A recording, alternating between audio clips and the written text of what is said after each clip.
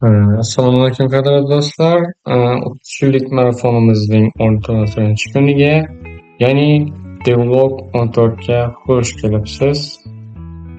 Ertaga marafonimizning ro'parasi yarmi ortda qoladi. Shuning uchun tempni va sifatni yanada oshirishimiz kerak va hozir bugun men bu videodan oldin shu ishlarni qildim. Hozir aytib o'taman buni ham. Bugun kechki paytni o'tirmasdan 6 ga har doim 6 da uydan chiqarar edim, lekin vaqtimiz borida darrov yangi videoni olmoqchimiz. O'tgan devloglarda sizlarga bitta va'da bergandim. Batafsil degan tugmani bosganda boshqa pejga o'tish edi. Lekin hozir biz loyihani deyarli o'zgartirib yubordik. Dahshat qilib, bu yerda boshqacha stillar va kartlar ham boshqacha joyda joylashgan. Demak, kodlarni ko'ramiz. Bu yerda ko'p papkalar yaratib tashladim.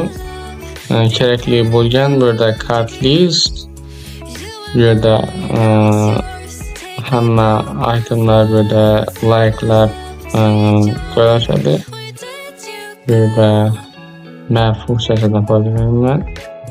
Card TSX esa Reg routerdan aytib o'tganimdek app router qilib tayyorladik bu app TSXni va mana asosiy sahifaga kirganda barcha kartlar va live funksiyasi chiqadi bu yerda.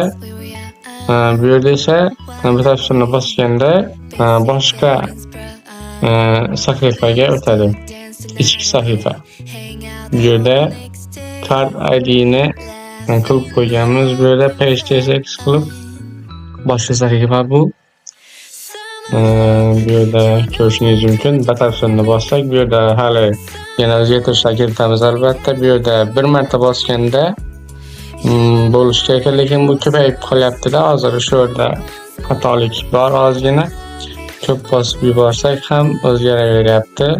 Bu xatolik beradi. Mantiqiy xatolik bo'ladi bu. Shuni keyinroq to'g'rilaymiz albatta. Xullas, batafsilni bosganimizda mana boshqa sahifaga o'tdi. Kart batafsil sahifasi deb yozilgan sahifaga o'tdi. Biz hozir ID 1 bo'lgan sahifadasiz. Sahifadasiz orqaga qaytishni bossak orqaga qaytadi va bu yerda ko'rib turganingizdek like'lar ham 0 ga tushib qoladi. Juda ajoyib, clean, ya'ni toza CSS berilgan, juda ajoyib chiqdi bu loyihamiz. Yana o'zgartirishlar kiritamiz. Bu shunchaki o'rganish uchun hozir men o'rganyapman.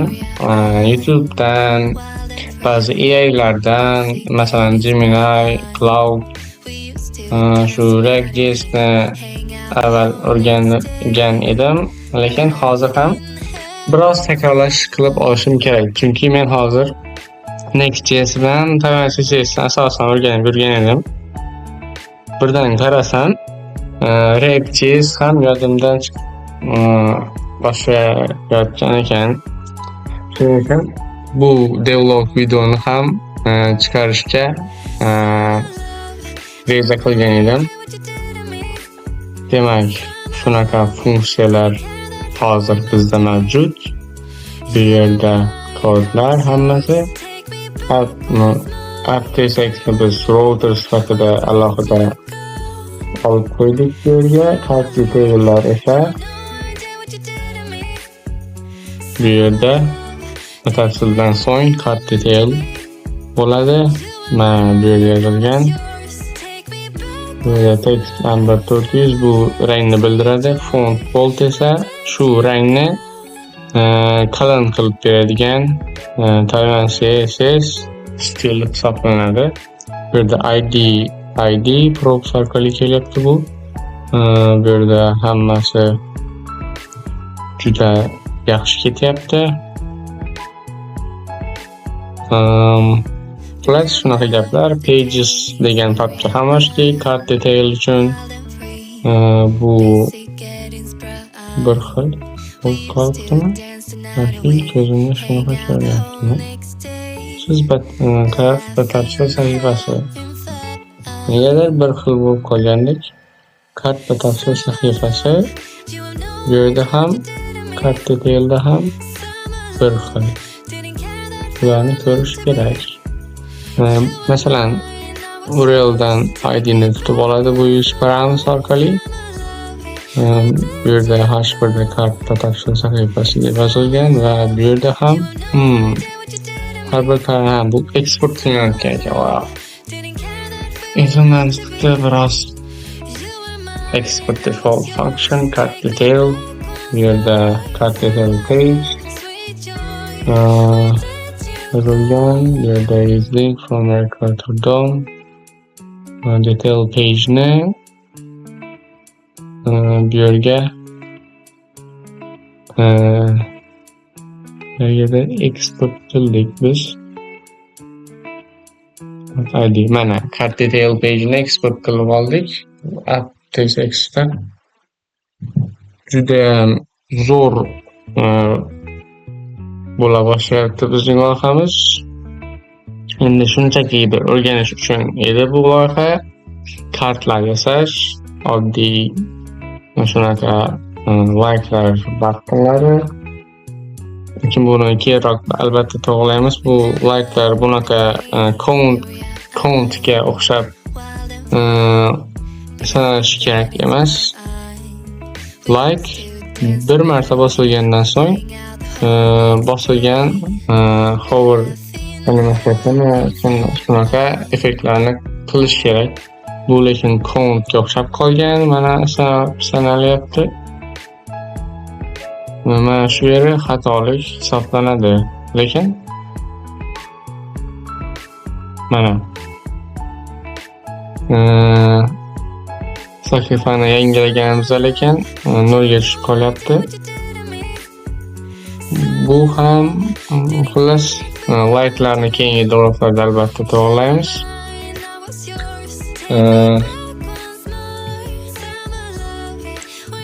Bunaqa gaplar, Tayvan CSS hammasi ajoyib ketyapti. Mana shunchalik papkalar ochib oldik. Bu yerda pages sizlar ham balki men bilan takrorlayotgan bo'lsangiz, xohlasangiz men bilan o'rganishingiz mumkin. Albatta pages sahifasini papkasi bu yerda. Page sahifasini papkasi. Shu yerda yaratdik biz card detailni.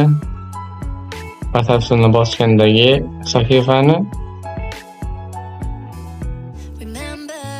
Demak, o'tgan devlog 13dagi aytib o'tgan batafsil funksiyamiz. Batafsilga o'tish funksiyamiz amalga oshdi. Xullas, mana do'stlar, natijani ko'rdik.